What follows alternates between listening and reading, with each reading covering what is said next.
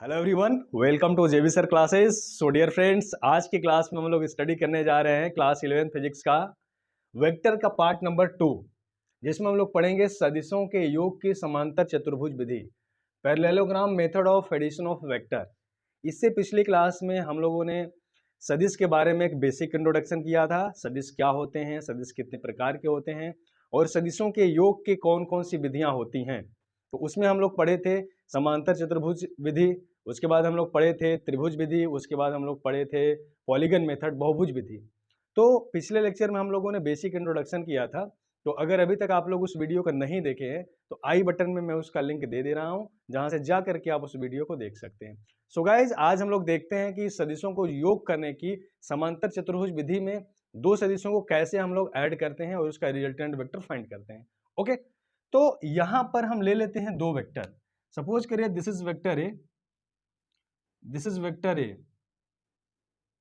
और ये दूसरा वेक्टर बी है, दिस इज वेक्टर बी, जो कि एक दूसरे से थीटा एंगल पे रखे हुए हैं। दो वेक्टर हैं, वेक्टर ए एंड बी, जो एक दूसरे से थीटा एंगल पे रखे हुए हैं और समांतर चतुर्भुज के किन्हीं दो संलग्न भुजाओं द्वारा प्रदर्शित किए जा रहे हैं। यानी कि वेक्टर ए और वेक्टर बी दो साइड जो रिप्रेजेंट कर रहे हैं, ये समांतर चतुर्भुज पैरेललोग्राम के दो साइड को रिप्रेजेंट कर रहे हैं। तो हमको देखना है कि इन दोनों वेक्टर का रिजल्टेंट वेक्टर क्या होगा। अगर हम लोग इन दोनों वेक्टर की सहायता से एक पैरेललोग्राम कंप्लीट करें, एक समांतर चतुर्भुज बनाएं, तो कैसे बनेगा। अब देखो, अगर हमको कंप्लीट समांतर चतुर्भुज बनाना है, पैरेललोग्राम बनाना है, तो हम वेक्टर बी के पैरेलल में एक लाइन यहां से ड्रॉ करेंगे ऐसे, ठीक है। और वेक्टर ए के पैरेलल में हम लोग लाइन ड्रॉ करेंगे ऐसे। क्या होगा, इस तरीके से हमारा क्या हुआ, एक कंप्लीट पैरेललोग्राम बन गया। अगर इस पैरेललोग्राम का हम नेमिंग कर दें O and this is P Q and R, ठीक है। तो समांतर चतुर्भुज विधि क्या कहता है कि अगर किन्हीं दो सदिशों को समांतर चतुर्भुज के किन्हीं दो संलग्न भुजाओं द्वारा प्रदर्शित किया जाए, दो एडजेसेंट साइड द्वारा प्रदर्शित किया जाए, तो इन दोनों सदिशों का परिणामी, इन दोनों सदिशों का रिजल्टेंट समांतर चतुर्भुज के मेन विकर्ण से होकर जाने वाले रेखा द्वारा प्रदर्शित होगा।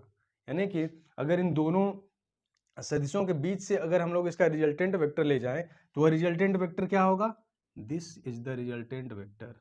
यह हमारा रिजल्टेंट वेक्टर होगा, जो कि समांतर चतुर्भुज का मेन डायगोनल है, मुख्य विकर्ण है, ठीक है। और यही मुख्य विकर्ण क्या करेगा, दोनों सदिशों का रिजल्टेंट वेक्टर देगा, vector R equals to vector A plus vector B, ठीक है। तो हमको न्यूमेरिकली देखना है मैथमेटिकल टर्म में कि क्या उसका वैल्यू होगा। अब देखो, दोनों सदिश वेक्टर ए और वेक्टर बी एक दूसरे से थीटा एंगल पे है और इन दोनों वेक्टर का जो रिजल्टेंट वेक्टर आर है, वेक्टर बी से अल्फा एंगल बना रहा है, अल्फा एंगल बना रहा है। तो इन दोनों का रिजल्टेंट वेक्टर निकालने के लिए हम थोड़ा सा इसमें ज्योमेट्रिकल कंस्ट्रक्शन करते हैं। ज्योमेट्रिकल कंस्ट्रक्शन क्या करते हैं, अगर हम इस लाइन को थोड़ा सा आगे बढ़ाएं, इस तरीके से थोड़ा सा आगे बढ़ाएं और इस क्यू से यहाँ पे एक परपेंडिकुलर हम डाल दें, यहां से एक परपेंडिकुलर डालते हैं और इसको हम नाम दे दें एस, ठीक है। इसको नेम मैंने दे दिया एस। तो अगर ए एंगल थीटा है तो एंगल भी थीटा होगा, ये बात क्लियर है। अगर ए एंगल थीटा है तो एंगल भी क्या होगा, थीटा है। अब देखो, अगर ये वेक्टर ए है तो ये भी क्या होगा, ये भी वेक्टर ए होगा, this is also vector A, क्योंकि पैरेललोग्राम समांतर चतुर्भुज की आमने सामने की भुजा बराबर होती है। तो अगर ये वेक्टर ए है तो ये भी वेक्टर ए होगा। अब अगर एंगल थीटा है तो इस वेक्टर ए का इस डायरेक्शन में कंपोनेंट क्या होगा, यहाँ पे कंपोनेंट होगा ए कॉस थीटा, ठीक है। और परपेंडिकुलर कंपोनेंट क्या होगा, ए कंपोनेंट होगा ए साइन थीटा। बात क्लियर है। इस तरीके से ज्योमेट्रिकल कंस्ट्रक्शन करेंगे। अब देखो, अगर हम देखें यहां से समकोण त्रिभुज, समकोण त्रिभुज right angle triangle O S Q में, ओ एस क्यू में, अगर इस right angle triangle O S Q की बात करें तो इस केस में क्या होगा, O Q square equals to O S square plus S Q square, होगा कि नहीं होगा। किसी राइट एंगल ट्रायंगल में, किसी समकोण त्रिभुज में कर्ण का स्क्वायर बराबर होता है आधार के स्क्वायर प्लस लंब का स्क्वायर। यानी कि डायगोनल का स्क्वायर इक्वल्स टू बेस का स्क्वायर प्लस परपेंडिकुलर का स्क्वायर। ठीक है, तो यहाँ से हो गया O Q square equals to O S square plus S Q square. ठीक है, अब देखो ओ एस को क्या लिख सकते हैं हम लोग, ओ एस को लिख सकते हैं O R plus R S, O R plus R S plus S Q को क्या, हम एस क्यू को ऐसे ही रहने देंगे एस क्यू स्क्वायर। ठीक है, and this is O Q square. ठीक है, तो ओ क्यू क्या है, what is O Q, O Q is the resultant vector R. तो अगर रिजल्टेंट वेक्टर का मैग्नीट्यूड हम लोग देखें तो क्या होगा, मैग्नीट्यूड इसका होगा आर, तो आर स्क्वायर इक्वल्स टू क्या मिलेगा।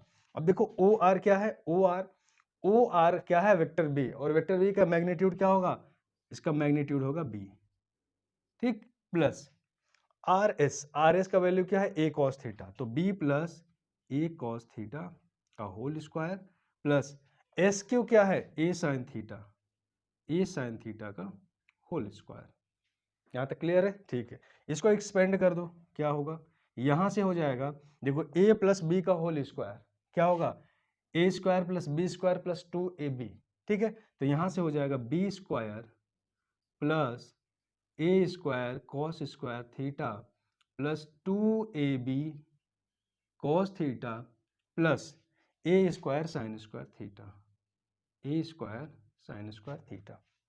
यहाँ तक बातें क्लियर है। अब देखो यहाँ पे A square cos square theta और A square sine square theta, दोनों में ए स्क्वायर कॉमन है, इसको हम लोग कॉमन ले लेंगे, तो यहाँ से क्या हो जाएगा, यहाँ से हो जाएगा B square plus A square cos square theta plus sine square theta plus 2ab cos theta.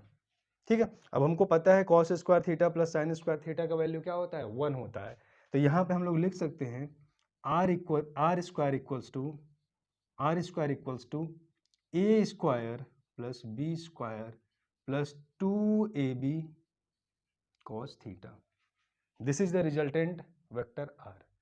ठीक, इसको हम और क्या लिख सकते हैं, simplify that R equals to square root of A square plus B square plus 2ab cos theta. यही क्या है, हमारा रिजल्टेंट वेक्टर का मैग्नीट्यूड है, यानी कि दो वेक्टर ए और वेक्टर बी एक दूसरे से थीटा एंगल पे हैं, तो उनका रिजल्टेंट वेक्टर क्या होगा, R equals to under root A square plus B square plus 2ab cos theta. This is the important relation, और इस फॉर्मूला को यूज करके किन्हीं दो वेक्टर का हम लोग रिजल्टेंट वेक्टर निकाल सकते हैं जो कि किसी एंगल पे रखे हुए होते हैं। अब देखो यहाँ से अलग अलग कंडीशन बनता है, यहाँ से हमारा फॉर्मूला आ गया R equals to under root A square plus B square plus 2ab cos theta. अब थीटा के अलग अलग वैल्यू के लिए आर का वैल्यू अलग अलग होगा, यानी कि अब देखो यहाँ पे फर्स्ट कंडीशन पूछता है, फर्स्ट कंडीशन क्या पे बनेगा, theta equals to 0 degree. Theta equals to 0 degree का मतलब क्या हुआ कि जब दोनों वेक्टर एक ही डायरेक्शन में है तभी तो थीटा इक्वल्स टू 0 डिग्री होगा, यानी कि वेक्टर ए वेक्टर बी के ही डायरेक्शन में हो या वेक्टर बी वेक्टर ए के डायरेक्शन में ही हो। तो उस कंडीशन में यहाँ पे आर की वैल्यू क्या होगा, R equals to square root of A square plus B square plus 2ab cos 0। तो कॉस 0 का वैल्यू क्या होता है, कॉस 0 का वैल्यू 1 होता है, तो इस केस में आर क्या हो जाएगा, R equals to under root A square plus B square plus 2ab। इसको हम लोग सॉल्व करेंगे तो क्या आएगा, इसको हम लोग लिख सकते हैं a प्लस बी का whole square, which implies that a plus B, यानी कि this is the maximum value of resultant vector, है ना, यानी कि जब दो वेक्टर एक ही डायरेक्शन में, जैसे इस तरीके से this is vector A and this is vector B, इनके बीच का एंगल कितना है, 0 है, इनके बीच का एंगल 0 है, तो इस कंडीशन में रिजल्टेंट वेक्टर क्या होगा, मैक्सिमम होगा। ठीक है, दूसरा कंडीशन देखते हैं हम लोग, दूसरा कंडीशन क्या है, जब theta equals to 180 degree, theta equals to 180 degree, ये कंडीशन कब होगा, जब दोनों वेक्टर अपोजिट डायरेक्शन में हो, जैसे एक वेक्टर क्या हो, इस तरीके से हो, दिस इज वेक्टर ए, और दूसरा वेक्टर इस डायरेक्शन में हो, दिस इज वेक्टर बी, यही कंडीशन होगा, यही एंगल क्या होगा, 180 डिग्री। तो उस केस में क्या होगा, उस केस में अगर आर की वैल्यू देखें तो आर इक्वल्स टू क्या होगा, square root of A square plus B square plus 2ab cos 180 degree. तो कॉस 180 का वैल्यू कितना होता है, -1 होता है, तो यहाँ पे पुट करो, यहाँ पे पुट करो, क्या होगा, A square plus B square plus 2ab और cos 180 का वैल्यू क्या होगा -1। तो यहाँ से क्या हो जाएगा, यहाँ से हो जाएगा square root of A square plus B square minus 2ab। ठीक है, आर इक्वल्स टू, तो इसको अगर हम लोग सॉल्व करें तो क्या आ जाएगा, आर इक्वल्स टू आ जाएगा, ये क्या है, ए माइनस बी का होल स्क्वायर है, तो यहाँ से आ जाएगा ए माइनस बी का होल स्क्वायर, और इसको हम लोग लिख सकते हैं ए माइनस बी, यानी कि R minimum, this is the minimum value of resultant of two vectors. तो जब दो वेक्टर्स एक दूसरे से 180 डिग्री पे होंगे तो उस कंडीशन में उन दोनों वेक्टर का रिजल्टेंट वेक्टर मिनिमम होगा। तीसरा कंडीशन हमारा क्या बनेगा, तीसरा कंडीशन हमारा है theta equals to 90 degree, theta equals to 90 degree, यानी कि both vectors are perpendicular to each other. उस केस में क्या होगा, उस केस में R equals to under root A square plus B square plus 2ab cos 90 degree. तो cos 90 का वैल्यू 0, जब कॉस 90 का वैल्यू 0 होगा तो ये होल अमाउंट क्या होगा, 0 हो जाएगा। उस कंडीशन में हमारा आर क्या हो जाएगा, R equals to under root A square plus B square. तो यही हमारे तीन इंपॉर्टेंट कंडीशन होते हैं जिसमें कि वेक्टर का वैल्यू हम लोग फाइंड करना सीखते हैं। इसके अलावा और भी किसी एंगल पे अगर दो वेक्टर दिया हो, जैसे 30 डिग्री पे दिया हो, 45 डिग्री पे दिया हो, 60 डिग्री पे दिया हो, तो उस कंडीशन में क्या करेंगे, हम लोग यहाँ पे थीटा के जगह पे उस वैल्यू को पुट करेंगे और दो वेक्टर का रिजल्टेंट वेक्टर हम लोग निकाल लेंगे। ठीक है, अब देखो यहाँ तक तो तीनों चीजें क्लियर है। अब एक चीज और क्वेश्चन में यहाँ से पूछ सकता है कि जो रिजल्टेंट वेक्टर है वेक्टर बी से कितना एंगल बना रहा है। तो अगर हम लोग वेक्टर बी से एंगल निकाले तो हम लोग क्या देख रहे हैं, रिजल्टेंट वेक्टर बी से अल्फा एंगल बना रहा है।